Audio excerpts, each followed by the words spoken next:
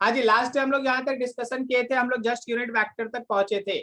आपको unit vector का मतलब समझाया गया था। यूनिट वेक्टर का मतलब होता है एक ऐसा वेक्टर जिसके पास यूनिट मैग्नीट्यूड हो और जिसके पास एक प्रॉपर डायरेक्शन हो। तो कोई भी ऐसा वेक्टर जिसका मैग्नीट्यूड 1 यूनिट हो और हैविंग सम प्रॉपर डायरेक्शन, वैसे वेक्टर्स को हम लोग यूनिट वेक्टर कहते हैं। और यूनिट वेक्टर के बारे में आपको बहुत सारा चीज लास्ट में बताया गया है, वहीं से हम लोग कोर्स को है ना आगे बढ़ाएंगे। आई होप सो आपको कहीं भी दिक्कत नहीं है। जो डिस्कशन था, जो एक दो छोटा मोटा डाउट था, हम लोग डिस्कस कर चुके हैं। तो अभी देखिए हम लोग यूनिट वेक्टर में आज आगे बढ़ेंगे, और जो आप यहाँ से आगे पढ़ेंगे ना, आप याद रखिए, आप वेक्टर का एक नया आयाम तैयार कर रहे हैं, एक नए डायरेक्शन में आप वेक्टर को ले जा रहे हैं। अभी तक आप वेक्टर में मैग्नीट्यूड लिखते थे और डायरेक्शन के लिए स्टेटमेंट लिखते थे। सर क्या बोल रहे हैं?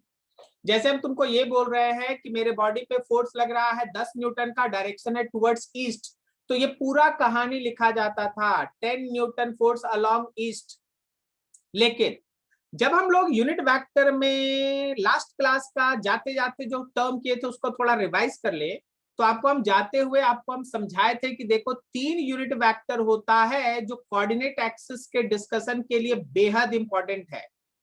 एक है हम लोग का यूनिट वेक्टर, एक मिनट थोड़ा साइज को बड़ा कर ले, चीजों को है ना थोड़ा और क्लियरली समझे। हाँ, एक था हम लोग का unit vector along positive x axis. तो जो यूनिट वेक्टर हम लोग के एक्स के पॉजिटिव की तरफ था उसको हम लोग आई कैप से दिखाते हैं, फिगर में आपको दिख रहा है। दूसरा था हम लोगों का unit vector along positive Y axis J cap, और तीसरा था हम लोगों का unit vector along positive Z axis K cap. अगर हमारे पास कोई भी वेक्टर कोऑर्डिनेट एक्सिस में प्रेजेंटेड किया गया है तो उसको हम लोग आई कैप, जे कैप और के कैप के फॉर्म में लिख सकते हैं। जैसे हम लोग एक दो छोटा छोटा एग्जांपल लास्ट वाला फिर से एक बार रिपीट कर लेते हैं। अगर मेरा कोई वेक्टर x के पॉजिटिव की तरफ है, अगर मेरा कोई वेक्टर x के पॉजिटिव की तरफ है, मान लो उसका मैग्नीट्यूड 8 है, तो हम लिखेंगे 8 आई कैप। मैग्नीट्यूड मान लो 8 है तो हम लिखेंगे 8 आई कैप। अगर कोई वेक्टर मेरा y के पॉजिटिव की तरफ है और मैग्नीट्यूड है 6, तो हम लिखेंगे 6 जे कैप। 6 हो गया उसका मैग्नीट्यूड, और जे कैप बता दिया कि उसका डायरेक्शन है पॉजिटिव y की तरफ। उसी तरह अगर कोई वेक्टर मेरा, बहुत ध्यान से हम उलटने वाले हैं, कुछ निगेटिव z की तरफ है, निगेटिव z की तरफ है, कोई वेक्टर है मेरा निगेटिव z की तरफ है, मान लो उसका मैग्नीट्यूड है 7, तो हम डायरेक्शन में लिखेंगे माइनस के कैप। क्या आपको पता चला ये माइनस के कैप क्यों लगा? Yes sir. माइनस के कैप क्या बता रहा है आपको, बोलो तो सर अपोजिट डायरेक्शन, अपोजिट बता रहा निगेटिव जेड की तरफ, निगेटिव जेड की तरफ। माइनस के कैप बता रहा निगेटिव जेड की तरफ, ठीक है, निगेटिव जेड की तरफ। तो आप जरा इस कोऑर्डिनेट एक्सिस पे प्रेजेंट होने वाले इस वेक्टर को देखिए, जिसको आप स्पेस वेक्टर के नाम से जानते हैं। स्पेस वेक्टर, या इसी का अगला नाम है 3 डायमेंशनल वेक्टर। 3 डायमेंशनल वेक्टर वो वेक्टर होता है जिसमें x कंपोनेंट भी होगा, y कंपोनेंट भी होगा, z कंपोनेंट भी होगा, तीनों कंपोनेंट एक साथ होता है। आप उसको ऐसे देखिए कि ये 2 जो है वो उसका x कंपोनेंट है, 3 उसका y कंपोनेंट है, और 5 उसका z कंपोनेंट है। तो कोई भी वेक्टर जो इस तरह से स्पेस में 3 डायमेंशनली रिप्रेजेंटेड हो, वैसे वेक्टर पे आप बहुत गहराई से पढ़ ले एक बार। ऐसे वेक्टर को रिप्रेजेंट करने का तरीका है x कंपोनेंट के साथ आई कैप, y कंपोनेंट के साथ जे कैप, और z कंपोनेंट के साथ के कैप। ये उस वेक्टर को लिखने का तरीका, एकदम दिमाग में बैठा लीजिएगा। वेरी वेरी इंपॉर्टेंट सेक्शन से आप गुजर रहे हैं अभी। तो वेक्टर को अब हम लोग आई कैप, जे कैप और के कैप के फॉर्म में लिखते हैं। और कैसे लिखते हैं भाई? तो x के साथ लगता है, x कंपोनेंट के साथ आई कैप दिखेगा, y कंपोनेंट के साथ जे कैप दिखेगा, और z कंपोनेंट के साथ के कैप दिखेगा।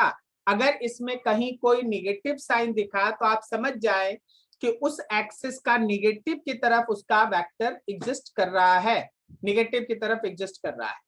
अब इसी वेक्टर का अगर मॉड निकालना, मॉड का मतलब बताओ क्या निकालने जा रहे हैं हम लोग? मैग्नीट्यूड। तो आप करेंगे रूट अंडर उसी के x कंपोनेंट का स्क्वायर, उसके y कंपोनेंट का स्क्वायर, और उसके z कंपोनेंट का स्क्वायर। ये उसका मैग्नीट्यूड लिखने का तरीका है। जैसे आपका दिया हुआ एग्जाम्पल, थोड़ा इस एग्जाम्पल पे क्लियर आप व्यू डालें। क्या हम इस एग्जाम्पल में पी वेक्टर को लिख सकते हैं क्या 2i cap plus 3j cap plus 5k cap? समझ में आया क्या? Yes 2i cap plus 3j cap plus 5k cap. सोच के बताना, सोच के बताना और सोच के बताना, ठीक है।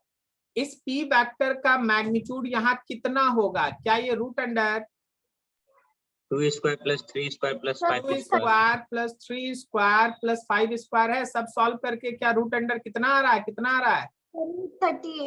38 आ रहा। Very good. रूट अंडर 38 आ रहा। पी वेक्टर का मैग्नीट्यूड रूट अंडर 38 आ रहा। Very very good. चलिए अब हम लोग इसमें कुछ एक्स्ट्रा टर्म ऐड करते हैं। 3 डायमेंशनल वेक्टर, देखिए हर जगह जब आप वेक्टर पढ़िएगा ना, जब भी आप हर जगह वेक्टर पढ़िएगा, आप हमेशा तैयार रहिए कि उसके बाद आप उसका डायरेक्शन का बात जरूर करें, ठीक है। पैरेललोग्राम भी पढ़े आप, देखे ना डायरेक्शन के लिए tan alpha is equal to q sin theta by p plus q cos theta. उसी तरह अब जब आप स्पेस में वेक्टर को ऐसे लिखेंगे तो डायरेक्शन के लिए क्या काम करेंगे? देखो यहाँ डायरेक्शन के लिए यूज होता है, for direction use cosine angle. आपको यहाँ कोसाइन एंगल पे डायरेक्शन के लिए रिलाई करना पड़ता है। थोड़ा ध्यान से, सबको ध्यान से देखना।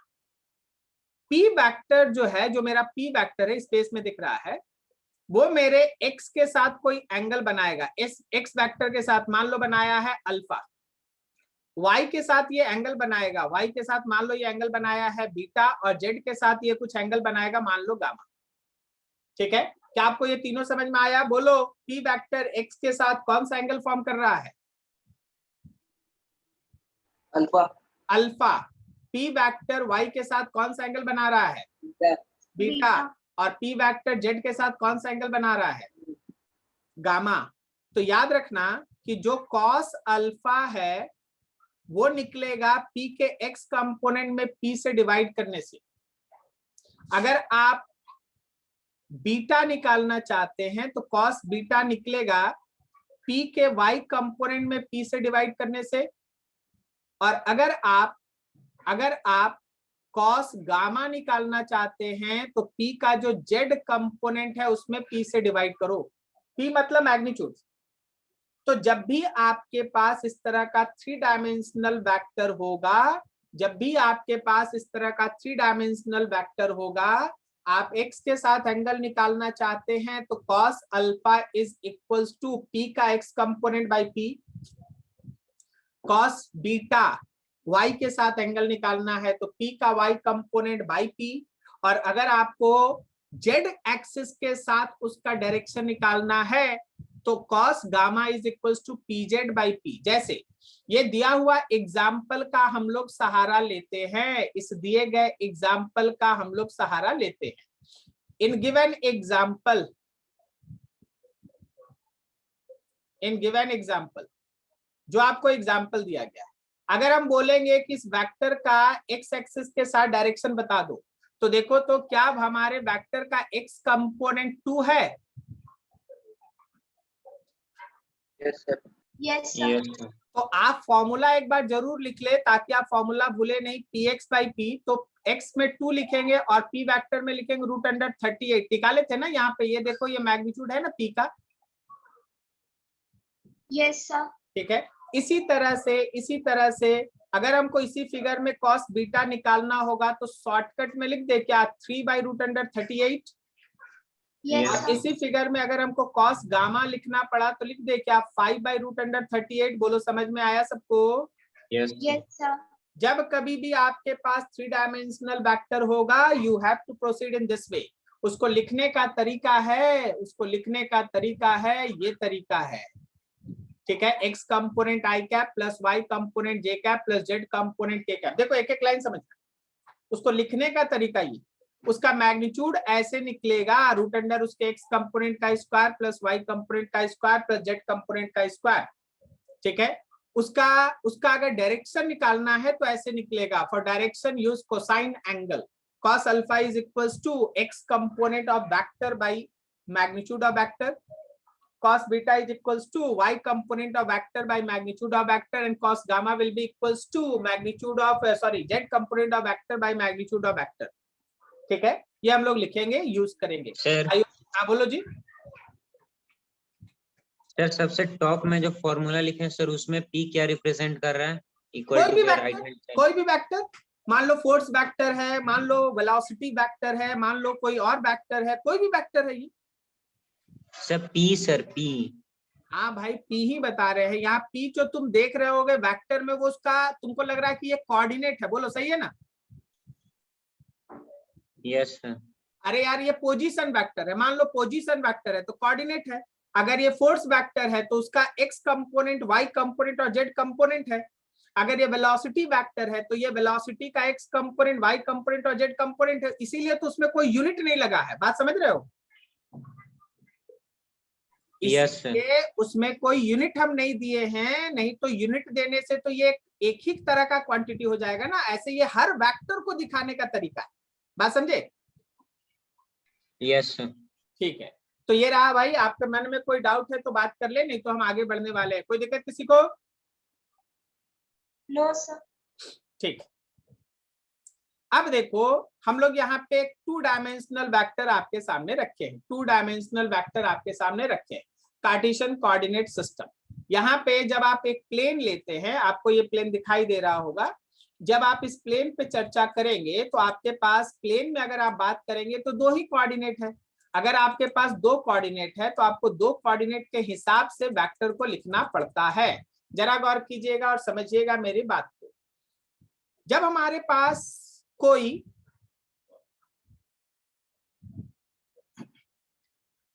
जब हम लोगों के पास कोई एक प्लेन वेक्टर हो, मतलब एक प्लेन वाला वेक्टर, आप उसको शॉर्टकट में 2 डायमेंशनल वेक्टर भी कहते हैं। ठीक है, ये 2 डायमेंशनल वेक्टर है या कोई एक प्लेन वेक्टर है। तो जैसे मान लो सपोज हम यहाँ पी क्यू है, हम इसको है ना ए लिख देते हैं।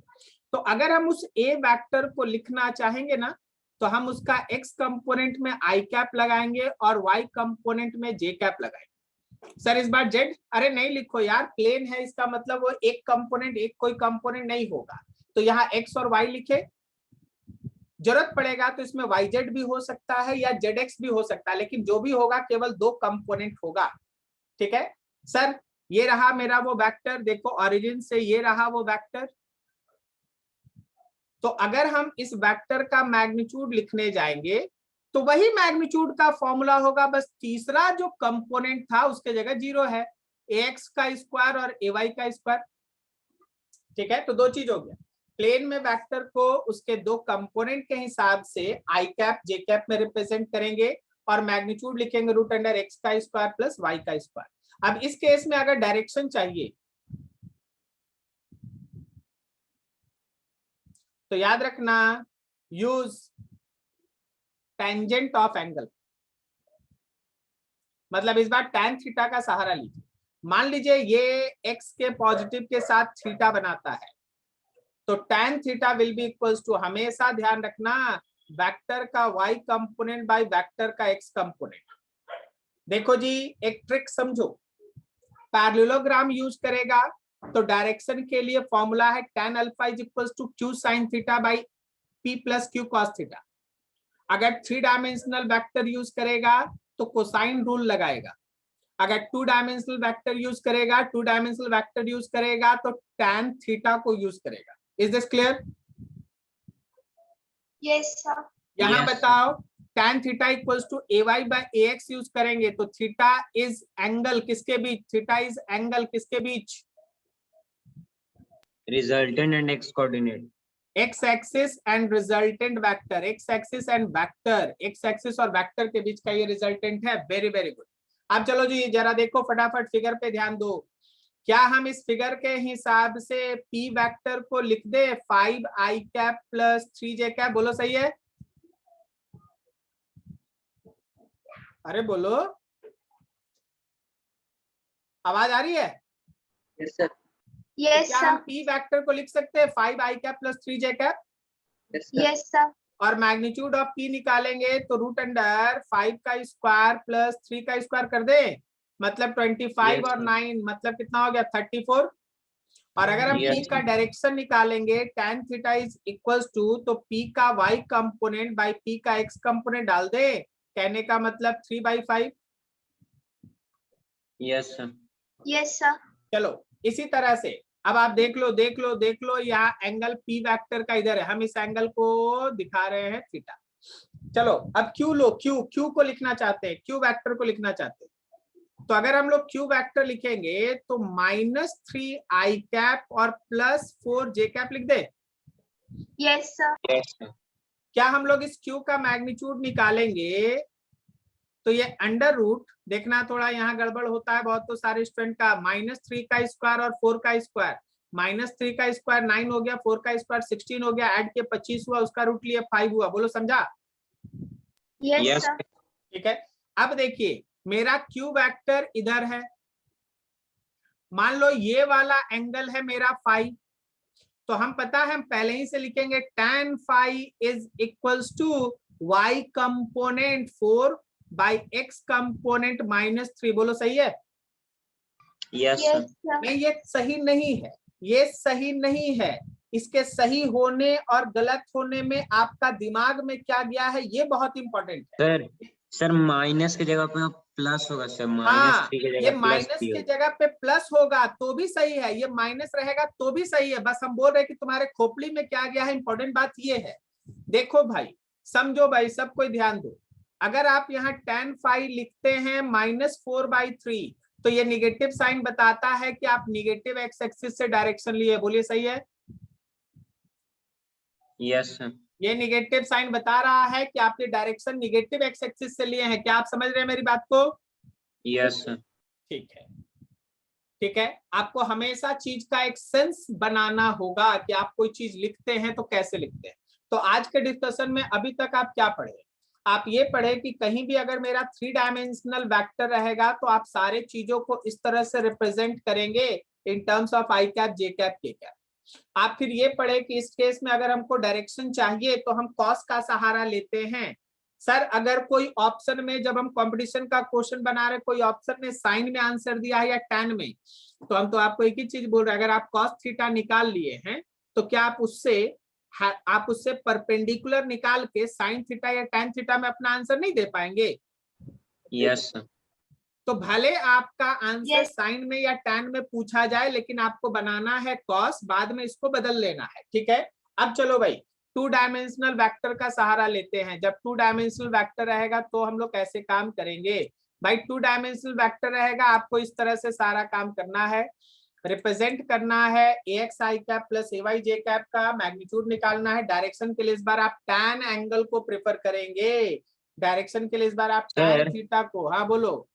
सर अगर ये पॉइंट, मतलब ये पॉइंट क्यू सेकंड क्वाड्रेंट में, तो सर इसका एंगल -4/3 आया। अगर ये थर्ड क्वाड्रेंट में रहता तो सर माइनस दो प्लस क्या मिनट, आता सर? 2 मिनट खाली, आप चिंता नहीं कीजिए ना, हम आपको आगे बढ़ने दीजिए।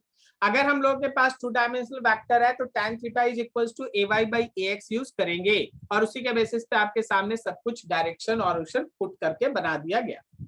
चलिए थोड़ा और मेहनत करते हैं, आप कुछ भी नहीं छूटेगा जी, आप चिंता ना करें ना। ठीक है, बस आपको जो समझा रहे हैं वहां ध्यान रखिए, वहां कोई डाउट है पूछ। अगला चीज जो हम लोग आज के क्लास में ऐड करने जा रहे हैं वो है वेक्टर का कंपोनेंट्स, वेक्टर का रेक्टेंगुलर कंपोनेंट। कोई भी वेक्टर को अगर हम लोग चाहेंगे तो उसके क्रॉसपॉन्डिंग कंपोनेंट्स में तोड़ सकते। कोई बोले सर ये कंपोनेंट का मतलब क्या हो गया, हमको समझ में नहीं आ रहा है। चलो जी, हम आपसे कुछ पूछते हैं, हम आपसे कुछ लॉजिकल डिस्कशन करते हैं। आप मान लीजिए आप अगर कहीं खड़े हैं, आप अगर मान लीजिए कहीं खड़े हैं, सपोज यहाँ पे आप आ जाए, यहाँ पे आप एक एग्जाम्पल में आप मेरा साथ दें। कहाँ गया? गुड। चलो एक एग्जाम्पल में तुम लोग मेरा साथ दो।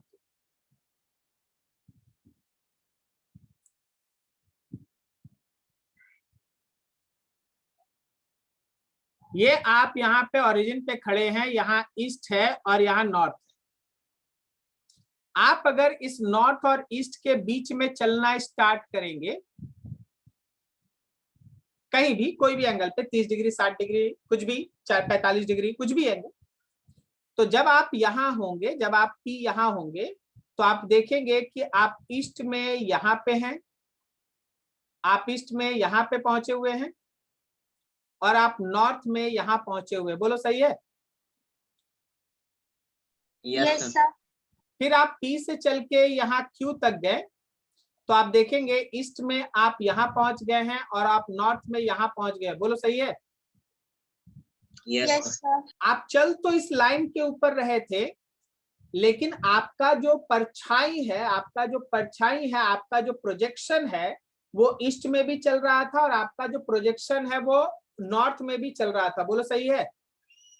Yes Yes, sir. तो जो भी आपके चलने के दौरान आपका प्रोजेक्शन x में बनता है वो आपके वेक्टर का x कंपोनेंट कहलाता है, और जो भी प्रोजेक्शन आपका y में बनता है वो आपके वेक्टर का y कंपोनेंट कहलाता है। क्या आपको समझ में आया कि कंपोनेंट किसको कहते हैं? Yes, yes sir. ठीक है, अब आप लेफ्ट वाले फिगर को देखिए। जब आप यहां से चलना स्टार्ट किए तो इसका ये वाला कंपोनेंट इस वेक्टर का x कंपोनेंट कहलाएगा और इसी का जो ऊपर वाला कंपोनेंट है वो इस वेक्टर का y कंपोनेंट कहलाएगा। क्या तुमको मेरी बात समझ में आई? Yes Yes, sir. ठीक है, तो x कंपोनेंट और y कंपोनेंट, कंपोनेंट का मतलब होता है, अगर सिंपल वर्ड्स में आप हमसे पूछिएगा तो कंपोनेंट्स का मतलब होता है projection of any vector on respective axis. आप बोलिएगा x कंपोनेंट तो हम बोलेंगे a का प्रोजेक्शन x के ऊपर, x कंपोनेंट का मतलब है projection of vector a along x axis. A vector का प्रोजेक्शन x एक्सिस पे वो हमारे a का कंपोनेंट है अलोंग x एक्सिस। उसी तरह ay का मतलब है projection of A vector along y axis पे वेक्टर a का प्रोजेक्शन। Is this clear? इसी तरह Yes, अगर दिमाग बोले कि सर z में भी, तो भाई z भी क्या है? तो वेक्टर का प्रोजेक्शन है अलोंग z एक्सिस। ठीक है, तो प्रोजेक्शन कंपोनेंट कहलाता है। एक सिंपल वर्ड्स, प्रोजेक्शन ही कंपोनेंट्स कहलाता है। Projection of A along x axis का मतलब है, projection of A along x axis का मतलब है component of A along x axis. A का कंपोनेंट x एक्सिस की तरफ, उसको हम लोग ए का प्रोजेक्शन कहते हैं या ए का x कंपोनेंट कहते हैं। क्या सारा भाषा तुमको समझ में आया? हर तरह का लैंग्वेज तुमको समझ में आया? Yes Yes, sir. प्रोजेक्शन बोले तो उसका भी मीनिंग समझ में आना चाहिए, कंपोनेंट बोले तो उसका भी मतलब समझ में आना चाहिए, ये सब। चलिए बढ़िया है। अब थोड़ा इसका वैल्यू भी बता दीजिए, वैल्यू भी बता दीजिए। अरे भाई, वैल्यू बताने के लिए हम तुम्हारे सामने एक ट्रायंगल ले रहे हैं, नाम है ए बी, और इस पॉइंट को हम मार्क करना चाहते हैं सी, ए बी सी। ठीक है, ए बी का मतलब क्या वो स्मॉल ए वेक्टर का मैग्नीट्यूड है? अरे एरो का लेंथ लेंगे तो वेक्टर का मैग्नीट्यूड होगा ना। Yes Yes, sir. अब जरा गौर करना, हम यहाँ पे आपके सामने रखते हैं। जब आप इस ट्रायंगल में देखें, फिगर पे आते हैं, हाँ फिगर भी दिख रहा है, बढ़िया है। जब आप उस वेक्टर में इन ट्रायंगल ABC बात करते हैं तो आप अगर cos थीटा लीजिएगा तो बेस लिखिएगा आप AC और हाइपोटेनस लिखिएगा AB। यहां से अगर आपको AC निकालना पड़े तो आप लिखेंगे AB और साथ में लिखेंगे cos थीटा, बोलो सही है? Yes, sir. AB का मतलब कुछ और तो नहीं है, देखो AX, AC का मतलब क्या है? AC का मतलब है A का X कंपोनेंट, AB का मतलब है खुद A वेक्टर और साथ में लगेगा cos थीटा, बोलो समझे ये? Yes, sir. मतलब अगर कोई वेक्टर A x एक्सिस के साथ थीटा एंगल बनाता है तो उसका x कंपोनेंट होगा A cos थीटा, बोलो समझ में आया? यस उसी तरह अगर आप ट्रायंगल ABC लें और उसमें आप साइन थीटा से अपना काम स्टार्ट करें, तो जब आप साइन थीटा लीजिएगा तो परपेंडिकुलर लीजिएगा। परपेंडिकुलर का मतलब ये BC है ना, फिगर में देखो सब कोई, परपेंडिकुलर का मतलब ये BC है ना। Yes, sir. तो आप लिखेंगे BC और नीचे हाइपोटेनस में आएगा AB।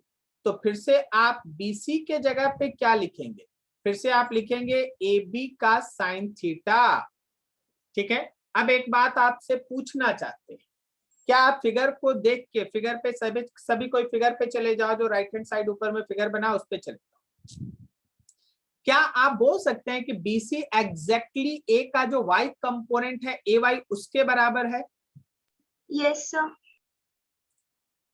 तो BC के जगह AY लिख दिए, AB के जगह A लिख दिए और साइन थीटा पहले से था, तो Y कंपोनेंट हो गया A का साइन थीटा। बोलो जी, यहां तक किसी को कोई डाउट? फटाफट बोल दिया जाए, कोई दिक्कत? नो सर No, किसी को sir. भी, किसी को भी, किसी को भी, कोई भी किसी को भी अगर डाउट है प्लीज बोला जाए कि सर ये वाला बता दें, या फिर आगे बढ़े।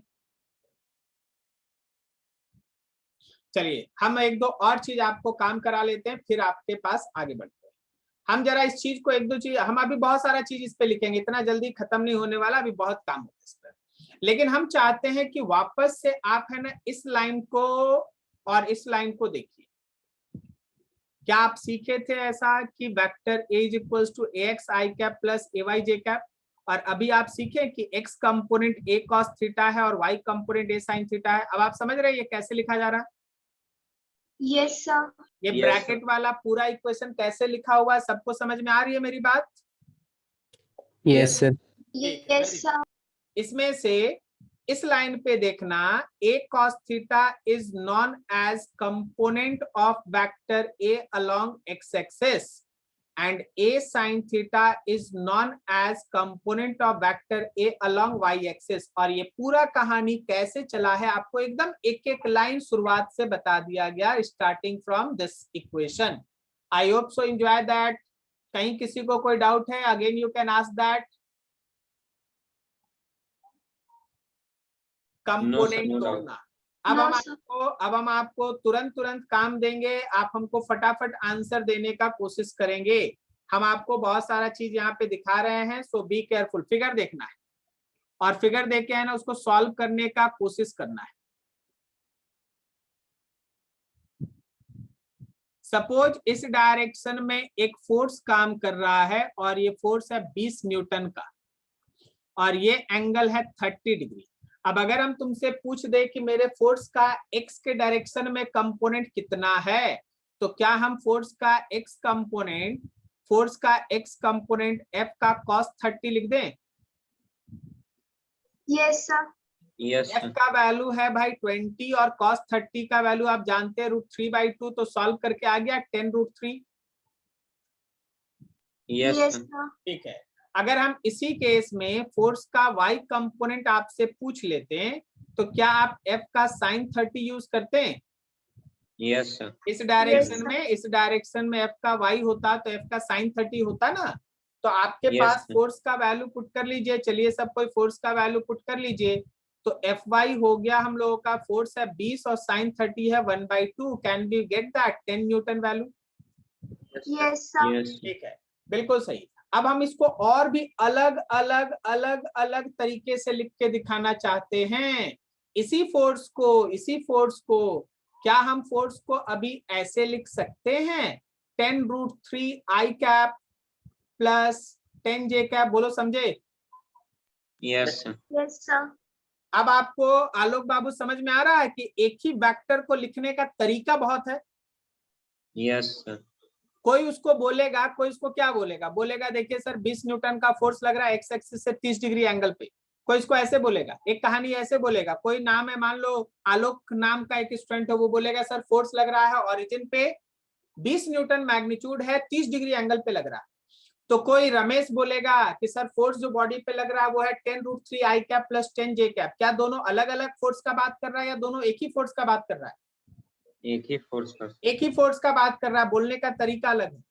कोई तीसरा आ गया, मान लो सुरेश आ गया, वो बोला कि सर एक ऐसा फोर्स ओरिजिन पे लग रहा है जिसका x कंपोनेंट 10√3 है और y कंपोनेंट 10 है, क्या बोलो ये तीसरा फोर्स का बात कर रहा है या उसी फोर्स का बात कर रहा है?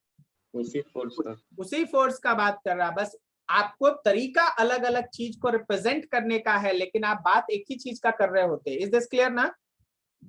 Yes sir. तो अब कोई कंफ्यूजन नहीं होना चाहिए इस टॉपिक में। I hope so you understand that कि हम बोलना क्या चाहते हैं। सही जा रहे हैं? Yes sir. ठीक है। अभी आपके दिमाग में एक मिसकॉन्सेप्ट भी डेवलप किया है, हमको पता है वो मिसकॉन्सेप्ट है, तो हम थोड़ा उस पर भी काम करना चाहेंगे कलर बदल के। चलो ग्रीन। आपको याद हो गया x कंपोनेंट होता है cos थीटा और y कंपोनेंट होता है sin थीटा, लेकिन ये याद करने वाला चीज नहीं है, ये तो समझने वाला चीज है। y x, मान लो हम लोगों के पास ये एक वेक्टर है, नाम है इसका b वेक्टर, और ये y के साथ ही बनाता है थीटा। किसके साथ बनाया है थीटा? y के साथ। तो आप इस b का जब y कंपोनेंट निकालिएगा, इस b का जब आप y कंपोनेंट निकालिएगा तो y में ही cos आ जाएगा, और इस बार जब आप x कंपोनेंट निकालिएगा तो b का जब आप x निकालिएगा तो b में sin थीटा आएगा। क्या तुमको मेरी बात समझ में आई? Yes sir. जिस एक्सिस के साथ, हर फिगर को दिखाएंगे हम आपको, हर फिगर को हम दिखाएंगे, आप हर फिगर पे गौर कीजिए जो हम बोलना चाहते हैं। Starting with this first figure, starting with this first figure, इस फर्स्ट फिगर में आपका वेक्टर x के साथ थीटा बनाया था, इसलिए x कंपोनेंट cos था और y कंपोनेंट में sin वाला टर्म यूज हो रहा था। Is this clear? Yes, Yes. sir. जब आप ये सेकंड एग्जाम्पल पकड़े तो इस सेकंड एग्जाम्पल में भी मेरा फोर्स देखो x के साथ ही 30 डिग्री बनाया, इसलिए x कंपोनेंट में cos था और y कंपोनेंट में sin था। लेकिन हर बार और हर न्यूमेरिकल में जरूरी थोड़ी ना है कि x के साथ ही एंगल देगा, एंगल तो किसी के साथ भी देगा। अगर मान लो y के साथ एंगल दिया है तो y की तरफ का कंपोनेंट b का cos है और इस बार x की तरफ का कंपोनेंट b का sin है। क्या तुमको मेरी बात समझ में आई? Yes, sir. Yes sir. क्या सबको मेरी बात समझ में आई? Yes sir. Yes, sir. चलिए बढ़िया है। ठीक है, अब थोड़ा और आगे बढ़ते हैं, थोड़ा और एंजॉय करते हैं, इसमें और डीप जाते हैं, इसमें और डीप जाते हैं। देखिए थोड़ा इस चीज को समझिए, इस चीज को समझिए। ठीक है, आप अगर चाहेंगे तो यूनिट वेक्टर का ये सारा चीज अभी डिस्कशन हो चुका है, वैसे अब हम फिर से चाह रहे हैं कि आप इस चीज को है ना एक बार फिर से रिकैप कर ले। यूनिट वेक्टर अलोंग ए, ये सब आप पढ़ चुके हैं, अब सब है ना एक तरह का है ना रिजल्ट है, जितना डिस्कशन हुआ है वो सब एक जगह कलेक्ट हो रहा है। तो हम यहाँ पे अब कोई डिस्कशन नहीं करना चाहेंगे, पार्ट वाइज पार्ट डिस्कशन हम कर चुके हैं। जितना डिस्कशन हुआ उसका अब रिजल्ट है आपके सामने, कोई चीज नहीं समझ में आएगा बोलिएगा। ठीक है, यूनिट वेक्टर ए का ए कैप होता है, ए कैप आप समझे हैं? आपको याद होगा कि अगर हम ए कैप बनाना चाहते हैं, आपको याद होगा कि अगर हम किसी वेक्टर को उसके क्रॉसपॉन्डिंग कैप में बदलना चाहते हैं तो आप उस वेक्टर में उसी के मॉड से डिवाइड करते हैं। याद आया? Yes sir. Yes, sir. तो क्या आपको इसी से ये दूसरा लाइन समझ में आ रहा है कि A vector is equals to magnitude of A into A cap? Yes Yes, sir. ठीक है, अब यहाँ पे देखिए ए का मैग्नीट्यूड है और दूसरा ए कैप का वेक्टर फॉर्म है, क्या लिख सकते हैं? cos theta I cap plus sin theta J cap. बोले सर कैसे बोल दिए? अरे यार देख, मान ले हमारे पास कोई कोई कोई ए कैप वेक्टर है, ए कैप वेक्टर है और x के साथ थीटा बनाता है, तो क्या इधर वाले कंपोनेंट को लिखेगा ए कैप का cos theta? Yes, yes sir. Sir. अब ए कैप का मैग्नीट्यूड तो 1 होता है, ए कैप का मैग्नीट्यूड तो 1 होता है, तो क्या आप नहीं लिखेंगे उसको cos theta I cap? Yes sir. 1 cos theta लग जाएगा यहाँ पे आई कैप। इसी तरह Yes. जब आप उसका y कंपोनेंट लिखिएगा तो 1 sin थीटा लग जाएगा जे कैप। Yes, sir. देखो देखो देखो यहाँ देखो कैसे यूनिट वेक्टर लिखा है, आई cap cos theta I cap और sin थीटा जे कैप। ठीक है, चलिए आगे बढ़िए। अगर मेरा वेक्टर दो कंपोनेंट में रिप्रेजेंट हो रहा तो हम उसको ax आई कैप और ay जे कैप लिख सकते हैं, काम हो चुका है। इसका अगर मैग्नीट्यूड निकालना है तो हम लोग रूट अंडर ए स्क्वायर प्लस बी स्क्वायर का फॉर्मूला लगा सकते हैं। ये रहा मैग्नीट्यूड। अगर हमको इसमें डायरेक्शन चाहिए तो हम लोग tan थीटा का सहारा लेंगे। ये रहा थीटा, ठीक है। Theta is the angle with x axis, theta is the angle with x axis. आगे लिखा है कंपोनेंट कैन बी पॉजिटिव और negative and it will have same magnitude as the original vector. मतलब क्या बोल रहा है? मतलब ये बोल रहा है कि देखो तुम्हारा वेक्टर पता है, कोई स्टूडेंट बोला था ना, आपका वेक्टर 4 कोऑर्डिनेट की वेक्टर के समान हो सकता है। एक बात याद रखना, वेक्टर का quadrant will be decided by its arrow head direction. Line पढ़ लो अच्छे से। वेक्टर का क्वाड्रेंट आप डिसाइड करेंगे उसके एरो हेड के डायरेक्शन से। कैसे डिसाइड करेगा? एरो हेड के डायरेक्शन। सर क्या बोल रहे हैं सर, पता नहीं चल रहा है। देखो देखो देखो देखो देखो देखो, आपके पास ये एक वेक्टर है ए, ये एक वेक्टर है बी, ये एक वेक्टर है सी, ये एक वेक्टर है डी, ठीक है। और डी के बाद ये एक वेक्टर है ई, ठीक है।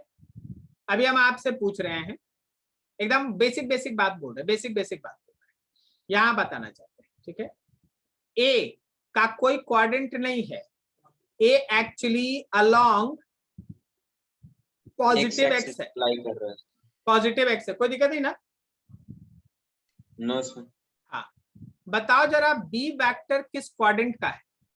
First quadrant.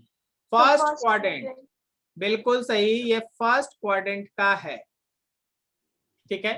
चलो अगला बताओ, सी वेक्टर किस क्वाड्रेंट का है? Fourth quadrant. सबको समझ में आ रहा है? डी वेक्टर किस क्वाड्रेंट का है? Third quadrant. Third quadrant. और तुम्हारा ई वेक्टर किस क्वाड्रेंट का है? Second quadrant, second quadrant. Very very good. अब आइए इस फिगर पे सबको है ना, इस फिगर पे ध्यान लगाइएगा, ठीक है। इस फिगर पे सबको है ना अच्छे से ध्यान लगाइएगा। अगर कोई वेक्टर फर्स्ट क्वाड्रेंट का वेक्टर है तो उसका एक्स कंपोनेंट पॉजिटिव और उसका वाई कंपोनेंट भी पॉजिटिव होगा। Is this clear? Yes sir. अगर कोई वेक्टर सेकंड क्वाड्रेंट का है तो उसका एक्स कंपोनेंट नेगेटिव और वाई कंपोनेंट पॉजिटिव होगा। क्या तुमको समझ में आया? Yes sir.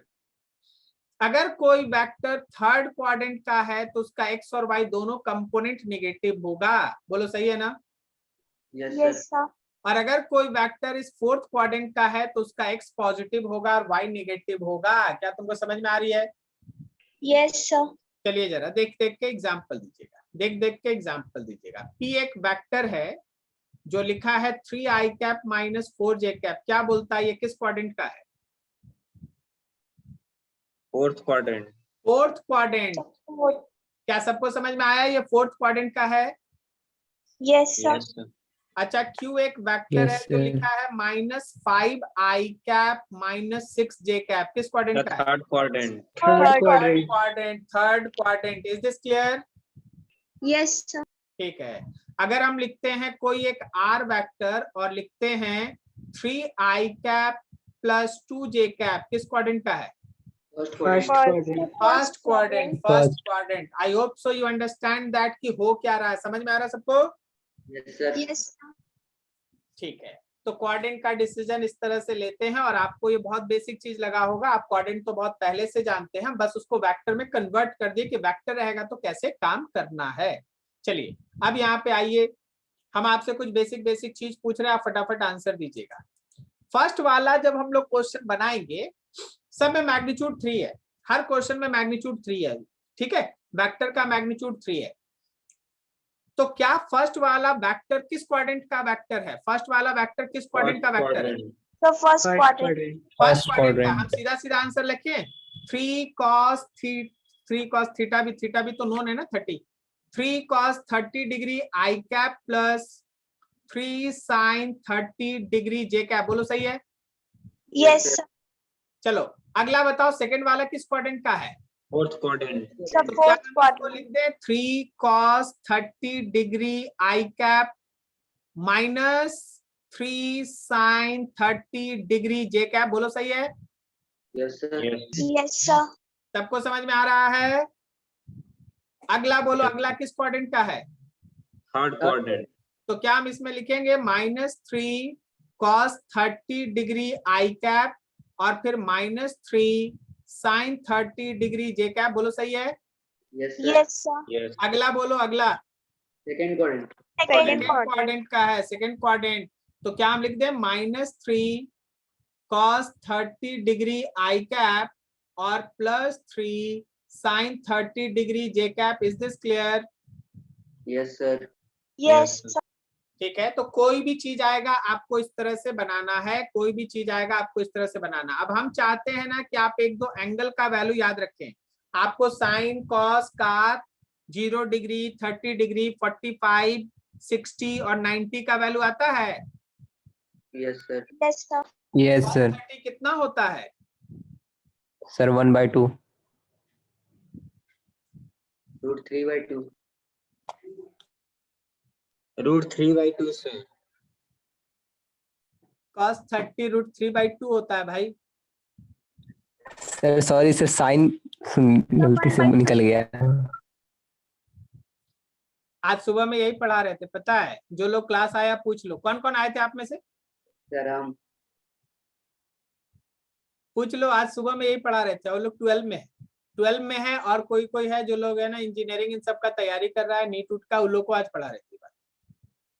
क्योंकि हमको मालूम है कि तुम लोग यही काम करके फिजिक्स का नंबर डुबाता है। और हम अभी भी बताएं, अभी हम कितना श्योर है, हम आपको एक कॉन्फिडेंशियल बात बताएं। आपको पता है फिजिक्स में कभी प्रॉब्लम नहीं होगा, आपको प्रॉब्लम होगा फिजिक्स के अंदर का जो गणित है, फिजिक्स का जो मैथमेटिक्स है, आपको उसमें प्रॉब्लम होने वाला है आपको। अच्छा देखो, ये कोई भी स्टूडेंट इसका वैल्यू गलत नहीं बोला, लेकिन जब बनाने आएगा तो तुम cos 30 की जगह 1/2 लिखेगा तो तुमको 4 नंबर कोई देगा कि काट के -1 बैठाएगा? यस काट देगा सर. बात यही है। तो सब कोई सही बोला, किसी को कोई दिक्कत नहीं था इसमें, फिजिक्स में किसी को कोई दिक्कत नहीं था। लेकिन cos 30 का वैल्यू, sin 30 का वैल्यू, इस सब में आप हड़बड़ी में मिस्टेक करेंगे। आप ही बोले ना कि सर हम हड़बड़ी में गलत चीज सुन लिया। आप हड़बड़ी में एग्जाम में भी गलत करते हैं और नंबर जाता है फिजिक्स का, नंबर जाता है फिजिक्स का, पता है? चलिए ठीक है, कोई बात नहीं। हम 2-3 वैल्यू आपको बोल रहे हैं, उसको ध्यान रखिएगा। हम ये नहीं बोल रहे हैं कि आपको 0 नहीं आता है, 30 नहीं आता है, 45 नहीं आता है, 60 नहीं आता, 90 नहीं आता है। हम तो बोल रहे हैं कि कुछ नया चीज आपको आना चाहिए। जैसे 37 डिग्री, ये बहुत फेमस एंगल है जो फिजिक्स में यूज होता है, तो इसका वैल्यू ही याद कर लो। sin 37 का वैल्यू होता है 3/5, cos 37 डिग्री का वैल्यू होता है 4/5 और tan 37 डिग्री का वैल्यू होता है 3/4। इसके अलावा और एक फेमस एंगल है जो एकदम दिमाग में रहना चाहिए, इसका डाटा कोई बुक भी नहीं देगा, ठीक है, याद रखना। वो होता है sin 53 डिग्री।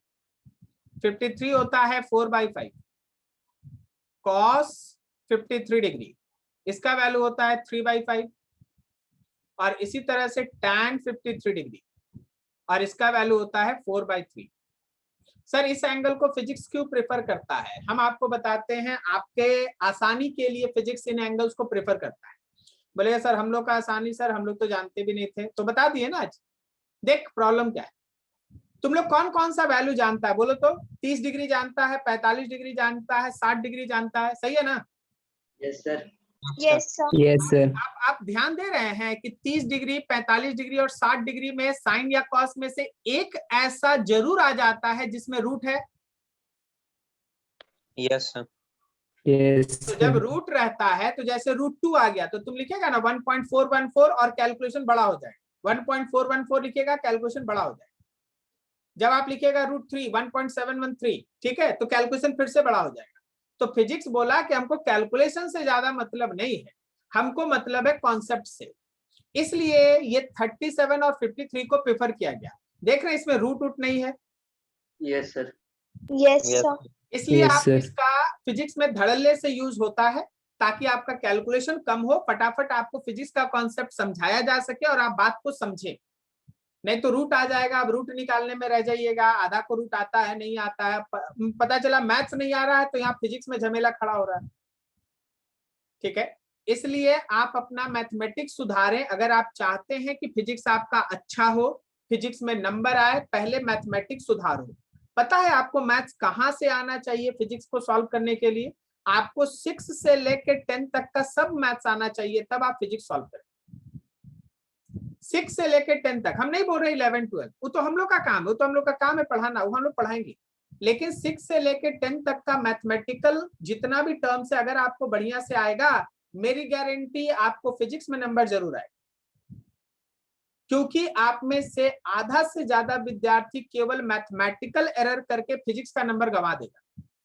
और हम आपको एग्जाम्पल भी हर दिन देते चलेंगे कि देखना फिजिक्स समझा कि नहीं, तुम बोलेगा हाँ, और जैसे ही हम कैलकुलेशन पे उतारेंगे तुम ऐसा ब्लंडर करेगा ना कि सब गया, सब खत्म। ठीक है, तो जरा गौर करना, मेरी इस बात को ध्यान रखना। और इन एंगल्स को आज के बाद आपको याद होना चाहिए, क्योंकि हम भी इन्हीं के सहारे से न्यूमेरिकल बनाएंगे और पूछेंगे। ठीक है, ताकि मेरा कैलकुलेशन फास्ट होते रहे। क्या इस टॉपिक में किसी को फिजिक्स के पॉइंट ऑफ व्यू से दिक्कत? No, No, sir. sir. No, sir. ठीक है, बढ़िया। ये है आपके पास कंपोनेंट्स, रेक्टेंगुलर कंपोनेंट्स हम लोग इसको कहते हैं। देखिए यहाँ पे देखिए, ये एंगल्स को समझाने का एक तरीका आपके पास लिया गया है। एंगल्स को समझाने का एक तरीका लिया गया है। ठीक है, एंगल्स को लिखने का तरीका। अब ये देखो, कोई एक ए वेक्टर है, क्या तुम इस वेक्टर को फिगर बिना देखे, फिगर नहीं देखे, फिगर हम नहीं देखे सर, हमको नहीं दिखाई दे रहा, केवल वेक्टर देख के can you decide that it is a first quadrant vector? Yes, sir. ठीक है, तो ये रहा मेरा वेक्टर ए। अगर हम इसमें अल्फा निकालना चाहेंगे तो tan alpha is equals to A का y कंपोनेंट बाई ए का x कंपोनेंट डालेंगे, लिखेंगे √3/1। तो tan में कितने एंगल पे √3 का वैल्यू होता है बोलो? 60 degree. 60 डिग्री। तो आप यहाँ पुट किए 60 और आपका अल्फा का वैल्यू आ गया 60 degree. Is this clear? Yes, sir. ठीक है, सर एक्स पॉजिटिव तो सर फोर्थ क्वाड्रेंट में भी बनाता है ना सर? क्या बोला तुम? Sir x positive direction of x axis fourth quadrant में भी तो होता है। और y उसमें क्या होता है? खाली x ही देख के डिसीजन ले लेता है क्वाड्रेंट का? क्या बचपन से यही सीखा है कि केवल x देख के क्वाड्रेंट डिसाइड कर देता है? नो y नहीं देखता है? तो सर उसमें वाई का बात नहीं था सर, इसलिए नहीं देखे। गजब हाल है यार, क्वाड्रेंट x और y से मिलके न डिसाइड होता है। नो सर, क्वाड्रेंट का डिसीजन x और y दोनों मिलके ना लेता है, क्या अकेले x और अकेले y लेता है क्वाड्रेंट का डिसीजन? सर दोनों मिल कर लेता है। तो काहे तुम खाली x पे पड़ा हुआ यार, y नहीं देखेगा? Yes sir.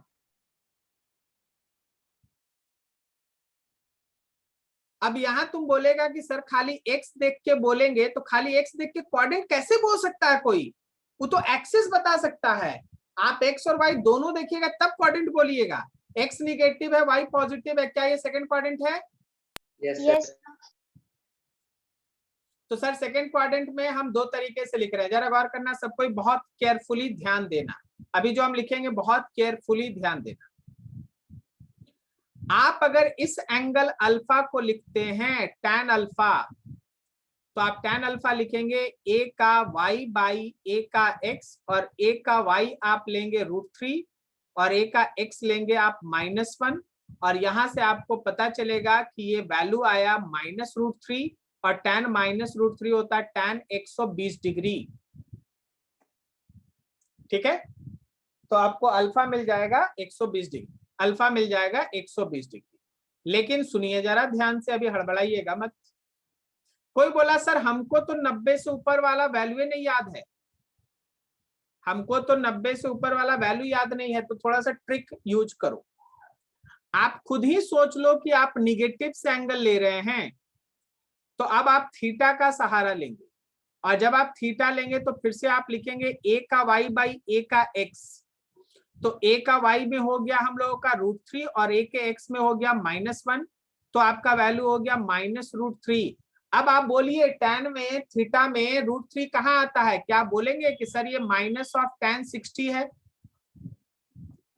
मतलब Yes, sir. मतलब आपका ये एंगल निगेटिव x से 60 डिग्री है, निगेटिव x से 60। तो निगेटिव x से 60 डिग्री का मतलब फिर से पॉजिटिव x से 120 डिग्री हुआ ऊपर की तरफ। Yes, sir. तो आपको कुछ लॉजिकल डिस्कशन होता है, कुछ फॉर्मूला बेस्ड होता है, तो आपको उस हिसाब से हम आपके लिए ये छोड़ रहे हैं और अगला छोड़ रहे हैं। आंसर बगल में दिया हुआ है, लेकिन हम चाहेंगे आप खुद से इसको बनाएं, ठीक है? खुद से इस एंगल सबको लिखें, ट्रिकी अप्रोच में जाना। हमको बड़ा लंबा चौड़ा कैलकुलेशन कभी पसंद नहीं है, हमको ट्रिक पसंद है, उस हिसाब से सोच के अपना आंसर देने का कोशिश करना है, ठीक है? एंगल्स का डिसीजन आप दो तरीके से कर सकते हैं, एक फॉर्मूला बेस्ड और दूसरा है कॉन्सेप्चुअल बेस्ड, ठीक है? चलिए बढ़िया, आगे हम लोग देखिए। अब यहाँ पे एक छोटा सा क्वेश्चन है, थोड़ा थोड़ा क्वेश्चन अब स्टार्ट हो, ठीक है? लिखा है man moves in the following manner. कोई एक आदमी चलता है भाई, कैसे लिखा है? Find the magnitude of displacement of man from origin as shown in figure. अब यहां से देखिए आपका फिजिक्स का न्यूमेरिकल स्टाइल।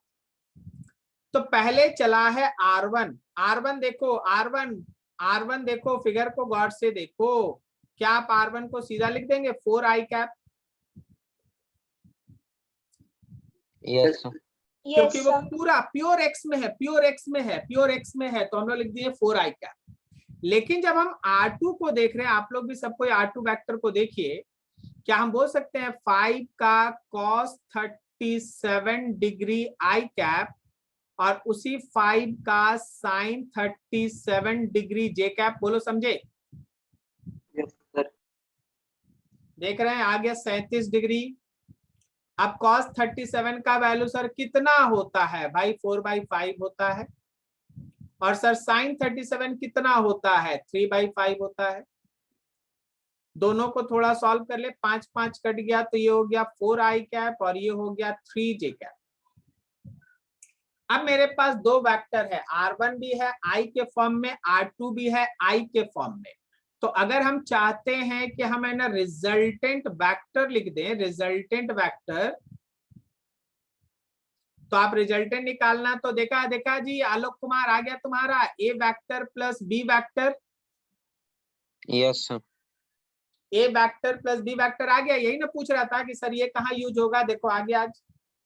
तो पिछले दिन का कंफ्यूजन अब हट रहा है। तो a के जगह पे 4i कैप लिख दिए और b के जगह पे लिख दिए हैं 4i cap plus 3j cap. इन दोनों को जोड़ेंगे, i कैप को i कैप के साथ और j कैप को j कैप के साथ, तो 8i cap plus 3j cap, ये तुम्हारा रिजल्टेंट वेक्टर है। Is this clear? Yes sir Yes, sir. अब कोई बोल दे कि सर इस रिजल्टेंट वेक्टर का मैग्नीट्यूड निकालना है, तो भाई निकाल ले, √8 का स्क्वायर प्लस 3 का स्क्वायर, सॉल्व कर लिए, जो आया 64 और 9 √73। बोलो समझ में आया क्या? Yes, sir. यस सर समझ Yes. में आ रहा है? जो पिछले दिन का दिमाग में सब कंफ्यूजन क्रिएट था, धीरे धीरे क्लियर हो रहा है सब? यस सर ठीक है। अब कोई महाशय बोल दे कि नहीं सर हमको तो इसका डायरेक्शन भी चाहिए। देख रिजल्टेंट वेक्टर किधर है, यहाँ देख रिजल्टेंट वेक्टर, फिगर में देखना सब कोई। रिजल्टेंट वेक्टर भाई ये है मेरा वो रिजल्टेंट वेक्टर। बोलिए उसको, फिगर को ध्यान से देख के, क्या आपको दिख रहा है यहाँ पे ट्रायंगल लॉ लगा हुआ है? Yes, sir.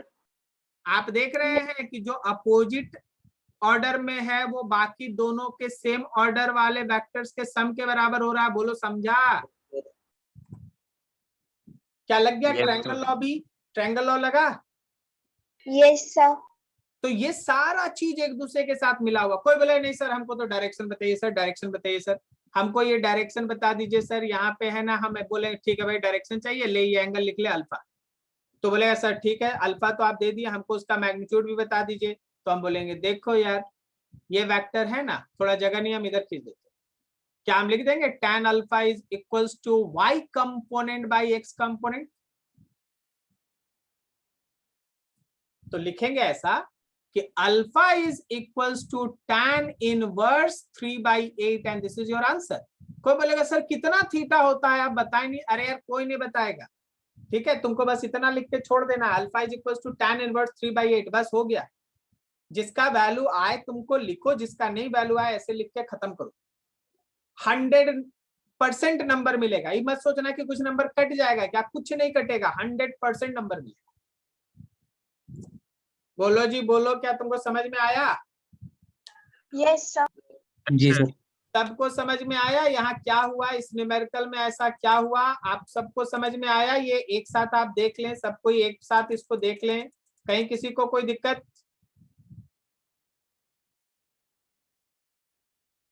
No sir. कोई भी इशू कहीं भी? देखो लेफ्ट हैंड साइड में लिखा है ट्रायंगल लॉ, फिर देखो R1 वेक्टर लिखे आई कैप में, R2 को कॉस और साइन में तोड़ के आई कैप जे कैप लिखे, फिर रिजल्टेंट के लिए दोनों को ऐड कर दिए।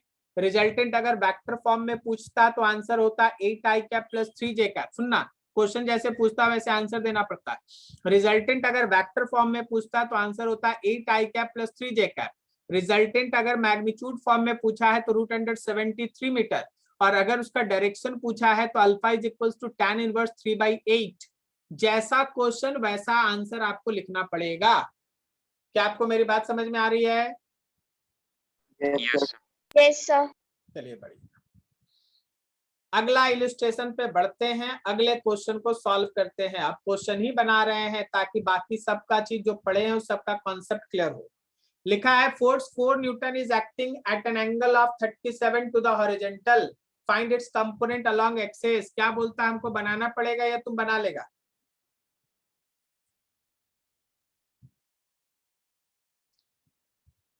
बनाना पड़ेगा लग रहा, कुछ बोल नहीं रहा है। देखो ये x एक्सिस है, ये y एक्सिस है, और यहाँ पे एक फोर्स काम कर रहा है, और ये फोर्स क्वेश्चन लिख रहा है 4 न्यूटन मैग्नीट्यूड का है, और x एक्सिस के साथ एंगल है 30। क्या बोलता है, इसका कंपोनेंट नहीं तोड़ लेंगे आप लोग? बना लेंगे। Yes sir. ठीक है, कर लीजिएगा अपने से, ठीक है।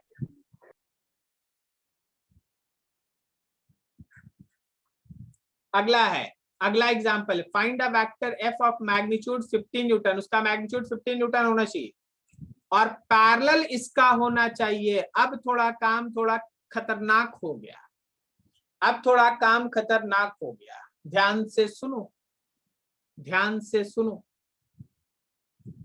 हमको एक ऐसा वेक्टर चाहिए f, हमको एक ऐसा वेक्टर चाहिए f जिसका मैग्नीट्यूड 50 हो और उसका डायरेक्शन हो पैरेलल टू, मान लो इसका एक नाम देते हैं q, parallel to q vector. यही है ना क्वेश्चन? हमको एक फोर्स वेक्टर चाहिए जिसका मैग्नीट्यूड 50 न्यूटन का हो और उसका डायरेक्शन q के डायरेक्शन में हो, यही तो लिखा है क्वेश्चन। समझ में आ रहा है? Yes sir. क्या आपको मेरी आवाज आ रही है? सर एक बार और बताइए ना। क्या सबको मेरी आवाज आ रही है? Yes sir.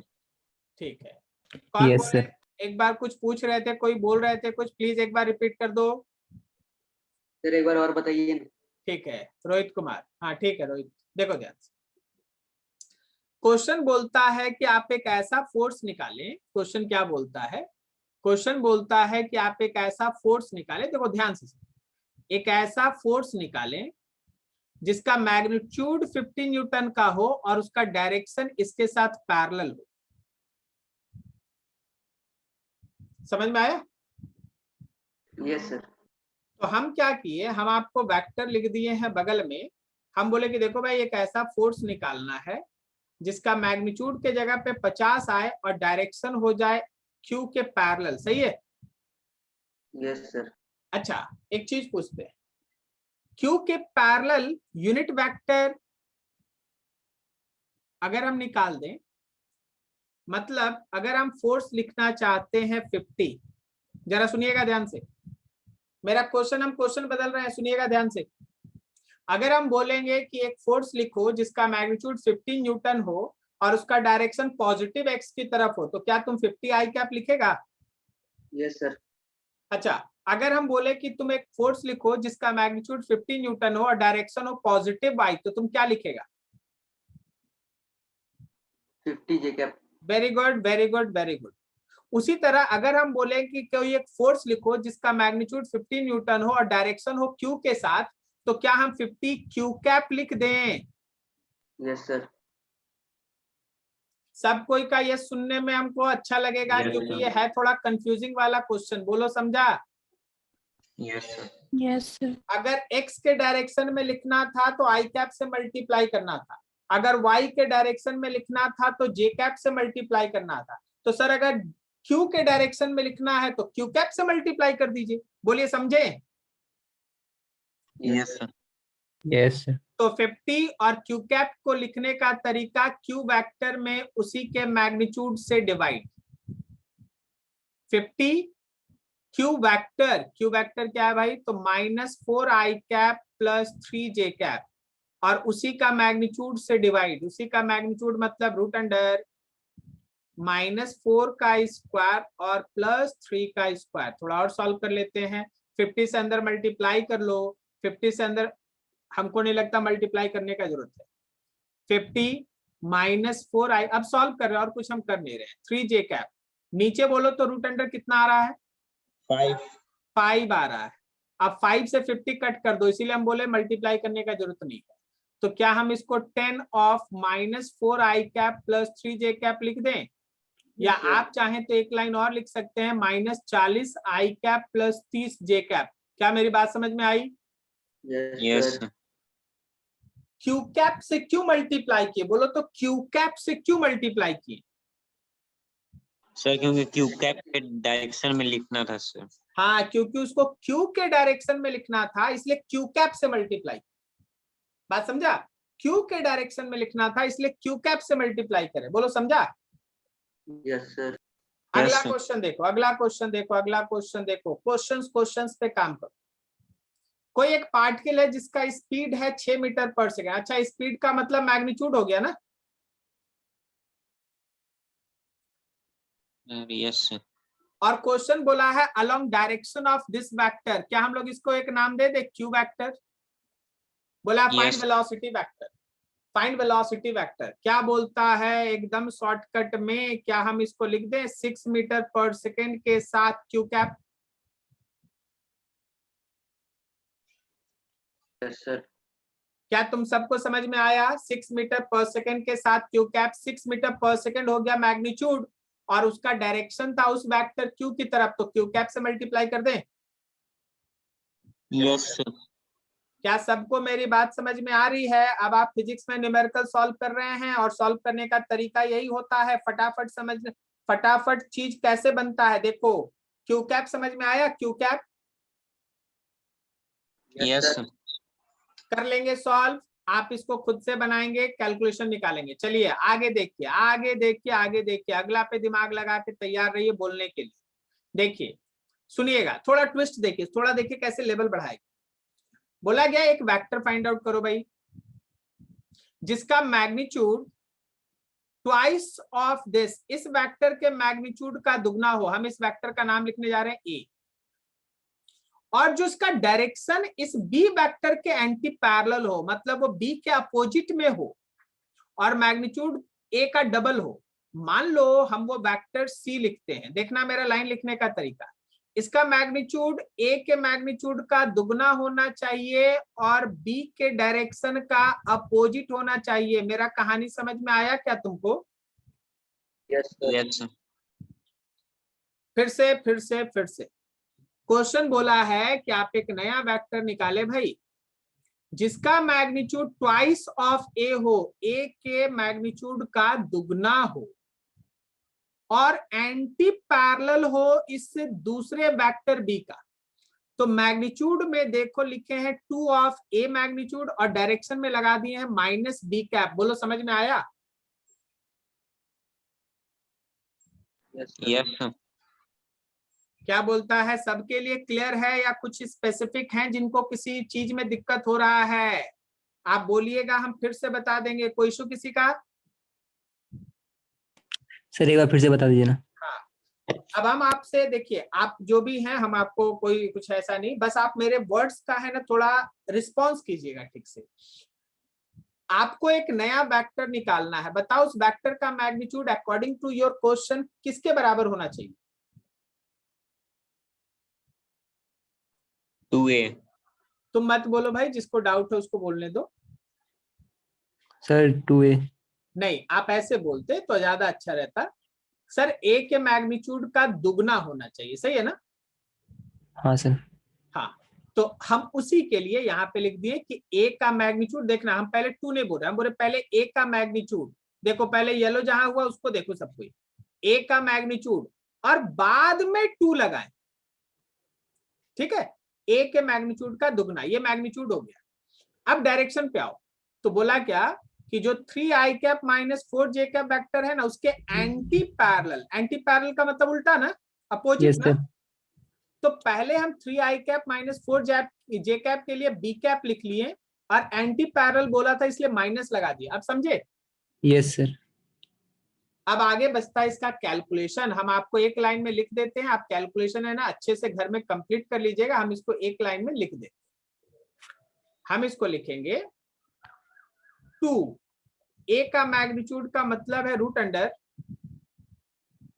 12 का स्क्वायर स्क्वायर प्लस माइनस 5 का 5 स्क्वायर, का सही है? स्क्वायर। Yes sir. अब देखो, माइनस बी कैप लिखने का तरीका है कि बी वेक्टर में बी के मॉड से डिवाइड करेंगे। बोलो सही है?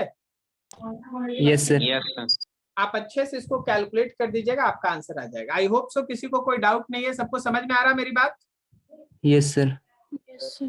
This is called physics numerical. ये फिजिक्स का न्यूमेरिकल है, आपको कहानी बनाना पड़ता है। अभी हम आपको एक चीज बोलते हैं, आप लोग सब कोई सुनिएगा, हम देखते हैं आप कितना अच्छा आंसर देते हैं। एक बार में दिमाग बैठा, मेरे पास 3 वेक्टर है, नाम है P Q R. P Q R, इसमें जो p वेक्टर है उसका मैग्नीट्यूड q का 3 गुना हो और r के अपोजिट डायरेक्शन में हो, तो उसका इस तरह का इक्वेशन क्या होगा तुम बताओ। p वेक्टर जो है वो 3 गुना हो r का, सॉरी q का, और उसका डायरेक्शन r के अपोजिट में हो, तो बोलो क्या लिखेंगे? Vector p is equal to 3q into minus r। 3q का मैग्नीट्यूड 3 टाइम्स ऑफ q का magnitude multiplied with minus r cap. बोलो सही है? Yes sir. सब कुछ क्लियर होना चाहिए, आर वेक्टर नहीं होना चाहिए, आर का कैप वेक्टर होना चाहिए, सही है ना? डायरेक्शन के लिए कैप आना चाहिए, वेक्टर नहीं आना चाहिए, ठीक है? चलिए बढ़िया बढ़िया बढ़िया बढ़िया। चलिए एक और, हाँ बोलो जी। क्वेश्चन में सर बी कैप का वैल्यू 1 भी तो लिख सकते हैं सर। क्या बोला? सर ये जो माइनस बी कैप लिखे हैं सर इस क्वेश्चन में, वहाँ पे 1 भी तो लिख सकते हैं ना सर? क्यों लिख सकते हैं 1? बी कैप और सर 1 एक ही चीज है क्या? सर यूनिट वेक्टर का मैग्नीट्यूड तो 1 होता है ना तो सर? तुमको वहां मैग्नीट्यूड पुट करना है कि वेक्टर पुट करना है? सर वो तो बी कैप लिखा हुआ है ना सर। तो बी कैप का मतलब बी कैप यूनिट वेक्टर है ना, कहीं लिखा है कि यूनिट वेक्टर का मैग्नीट्यूड है वो? सर मोड के अंदर में तो है ना। कहाँ मॉड है यार? कहाँ तुमको मॉड दिखाई दे रहा है? कहाँ तुमको मॉड दिखाई दे रहा है? ये तो ब्रैकेट है। वो सब ब्रैकेट है। हाँ ये तो ब्रैकेट ही है, मॉड रहता है तो ऐसा सीधा लाइन खींचते ना, ये तो ब्रैकेट है। क्या जी सब कुछ Yes. ठीक है? Yes sir. Yes sir. देखो अपने से कुछ भी उल्टा सीधा नहीं कीजिए, हम जो दिखा रहे हैं बस वही देखिए। हाँ हम ब्रैकेट दे रहे तो ब्रैकेट देखिए, मॉड देते तो मॉड देखिए, ठीक है? चलिए अगला क्वेश्चन करते हैं। लिखा है an insect crawls 10 metre towards east. बोल देंगे 10 आई कैप, बोलते जाना बोलते जाना। इसको बोल देंगे 10 आई कैप, yes sir, ठीक है? Turns to its right, right में घूम गया, ईस्ट में जा रहा था राइट में घूम गया। क्राउल 8 मीटर, बताओ 8 मीटर के साथ क्या लिख दें? minus j cap, very good, minus J cap. And again turns to the right, फिर से राइट घुमा, तो बताओ किधर जा रहा है? Minus I cap. Minus I cap and travelling a distance of 2 metre, तो ये 2 मीटर के साथ माइनस आई कैप हो गया। It turns to its right and stop after moving 2 metre, फिर से राइट घूम गया, किधर जा रहा है? J cap. J cap, two J cap. Find its net displacement, चारों को जोड़ देना, आ गया डिस्प्लेसमेंट। कर लेगा? कैसे चला देखो, पहले इधर चला ईस्ट की तरफ, हम आपको चारों डायरेक्शन दे देते हैं, ठीक है? ये रहा ईस्ट, इधर है आपका नॉर्थ, ये रहा आपका वेस्ट, और नीचे है साउथ।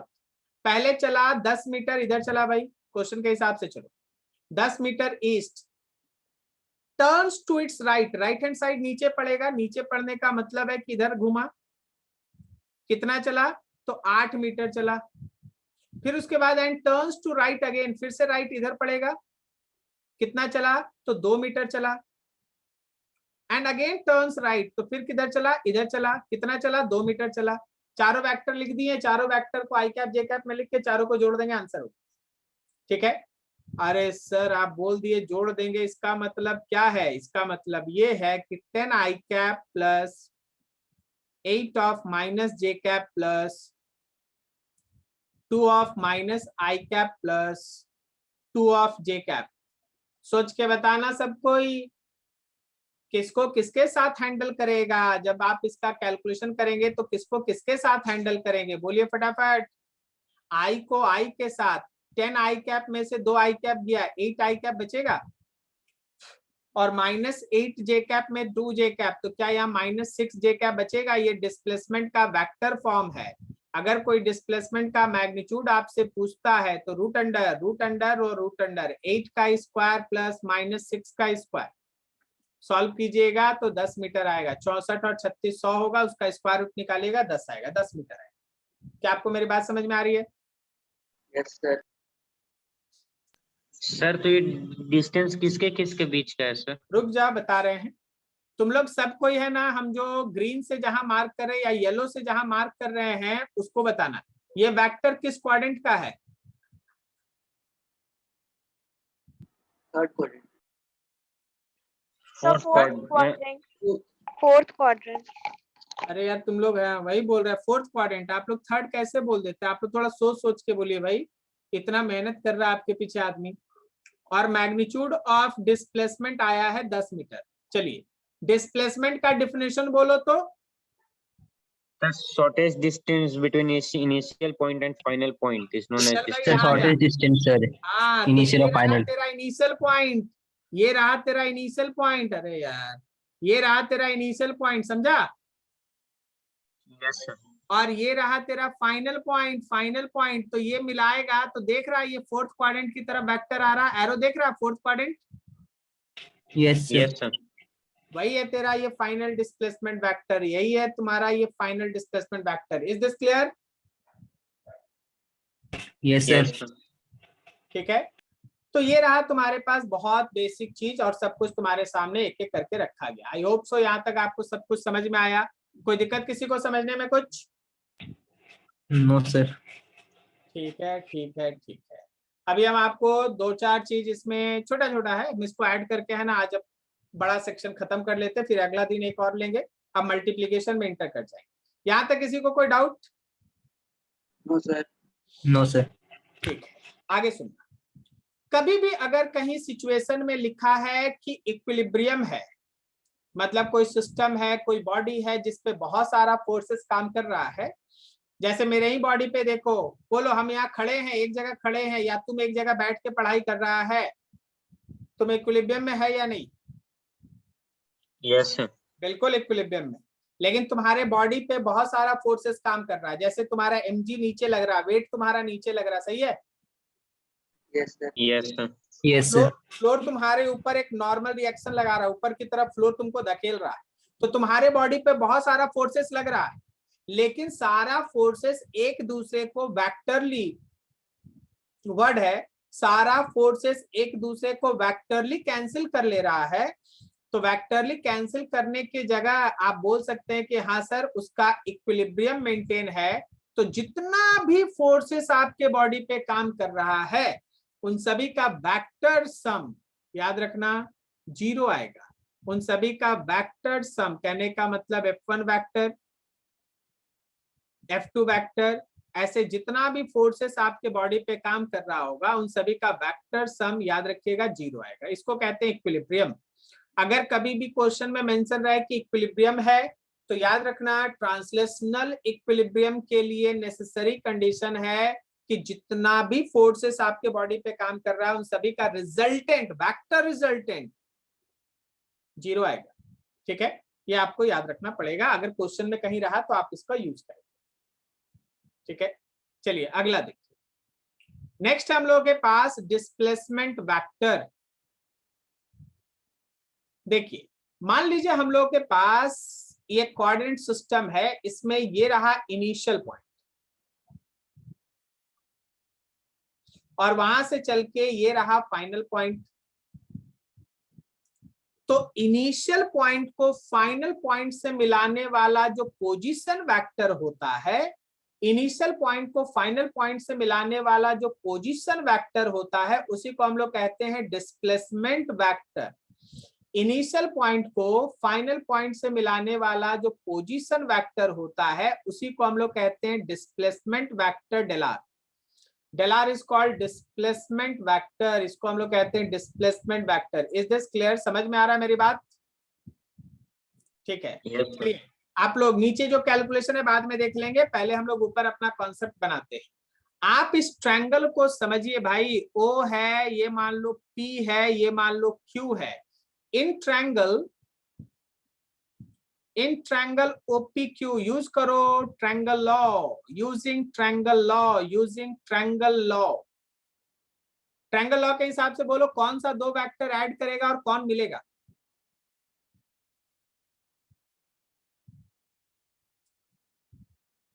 अरे यार R2 is resultant vector. हाँ, R2 is resultant vector. Very good, very good. लेकिन इससे और अच्छा गुड होता अगर आप पूरा लाइन बोलते हैं कि सर ओपी वेक्टर और PQ वेक्टर सेम ऑर्डर में है और ये दोनों जुड़ के OQ वेक्टर जो अपोजिट ऑर्डर में उसके बराबर होगा। क्या बोलते हो, सही है? Yes. ओपी वेक्टर मतलब R1 वेक्टर, OQ वेक्टर मतलब डेल R वेक्टर और OQ वेक्टर मतलब R2 वेक्टर। तो क्या आपको डिस्प्लेसमेंट वेक्टर डेल R मिला? R2 vector minus R1 vector. बोलो समझे सब कोई? Yes. देखो उसी को शॉर्टकट में यहाँ ऐसे हल्का फुल्का अंदाज में लिख दिया गया है R2 माइनस R1। वैसे देखिए ना, आप लोग तो सब कोई डिस्प्लेसमेंट का एक बेसिक फॉर्मूला पढ़ते हैं कि फाइनल पोजीशन वेक्टर में से इनिशियल को माइनस कर दो, आ जाएगा। तो सही है, कर देंगे। Yes sir. तो आप इससे भी अपना काम कर सकते हैं, आप बिल्कुल इसका यूज कर सकते हैं। अब देखिए ये जो लिखा है ना आपके पास x2 i cap, y2 j cap और z2 k कैप, ये है फाइनल पोजीशन वेक्टर। और ये जो लिखा है x1 i cap plus y1 j cap plus ये है हम लोग का इनिशियल पोजीशन वेक्टर। इसको आप माइनस कर दीजिएगा, आपको डिस्प्लेसमेंट वेक्टर मिल जाएगा। Is this clear? Yes, sir. Yes sir. चलो ठीक, हम आपके सामने एक छोटा सा एग्जांपल रखते हैं, इस चीज को और क्लियर करते हैं। थोड़ा सा बस थोड़ा सा और मेहनत है, हम इसको आज खत्म कर लेंगे। देखिएगा ध्यान से, बताइएगा फटाफट। हाँ, मान लीजिए इनिशियल पॉइंट का कोऑर्डिनेट है 2, 3, 6 और मेरे फाइनल पॉइंट का कोऑर्डिनेट है 3, 1, 5। तो क्या आप कोई भी आप में से डायरेक्ट हमको डिस्प्लेसमेंट वेक्टर बता सकता है? हम बताते हैं। फाइनल लिखेंगे 3i cap plus 1j cap plus 5k cap और इसमें से इनिशियल वाले को कहने का मतलब 2i cap plus 3j cap plus 6k cap को माइनस कर देंगे। बोलो समझा? Yes, sir. तो 3i कैप में से 2i कैप माइनस करेगा तो 1i कैप बच जाएगा। j कैप में से 3j कैप को माइनस करेंगे तो माइनस 2j कैप और 5 में से 6 माइनस करेंगे तो minus k cap. This is your displacement vector. Is this clear? Yes sir. सबको समझ में आया यहाँ तक? Yes sir. देख लीजिए एक बार इसको एक बार कलेक्ट करके आप देख लीजिए। बहुत बड़ा डिस्कशन आज आप खत्म किए। नीचे एक दो एग्जाम्पल है, आप घर में ट्राई करके आएंगे। अगले दिन हम लोग अब इसमें आगे बढ़ने वाले हैं। जाते जाते है ना, बात चीजों को है ना थोड़ा वाइंड अप करें, समझने का कोशिश करना। देखो हम लोग है ना आज के क्लास में कहाँ से क्या डिस्कस किए हैं, सब कुछ आपके सामने एक एक करके आते गया है। बड़ा लंबा चौड़ा डिस्कशन आज हो गया है। हम लोग स्टार्ट किए थे 3 डायमेंशनल वेक्टर से। इसमें हम लोग देखे कि कैसे उसको लिखते हैं, कैसे उसके डायरेक्शन के लिए कोसाइन को यूज करते हैं। फिर हम लोग यहाँ प्लेन में कैसे वेक्टर्स को लिखते हैं और कैसे उसके डायरेक्शन के लिए टैन को यूज करते हैं।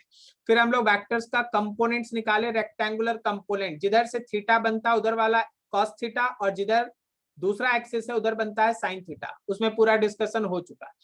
फिर उसके बाद कुछ पॉइंट था वो हम लोग डिस्कस किए। फिर हम लोग देखे कि आखिर किसी वेक्टर का कोऑर्डिनेट कैसे डिसाइड करते हैं और उसको कैसे लिखते हैं। सही है। फिर उसके बाद कंपोनेंट्स में तोड़ के कुछ वेक्टर लिखा गया और इंपॉर्टेंट एंगल्स दिया गया कि sin 37 cos 37 इन सब का वैल्यू क्या होगा। उसके बाद वेक्टर का एंगल निकालने के लिए 2 क्वेश्चन बनाए, 2 को छोड़ दिए, आपको बनाना है। उसके बाद आपके पास एग्जांपल्स का दौर स्टार्ट हुआ। पहला एग्जांपल आपके पास, दूसरा एग्जांपल, तीसरा एग्जांपल, चौथा एग्जांपल, पांचवा एग्जांपल, छठा एग्जांपल, ऐसे करके हम लोग धीरे धीरे आगे आगे यहाँ तक पहुंचे। किसी को कोई डाउट? No sir. चलिए बढ़िया, यहीं तक आज रखेंगे। नेक्स्ट इससे आगे जाएंगे। थोड़ी देर में ये चैट सेक्शन में मतलब आपका जो ग्रुप है उसके अंदर ये चला जाएगा। सो आप इसको जरूर रिवीजन करें। आपको बोल दिया गया है सैटरडे को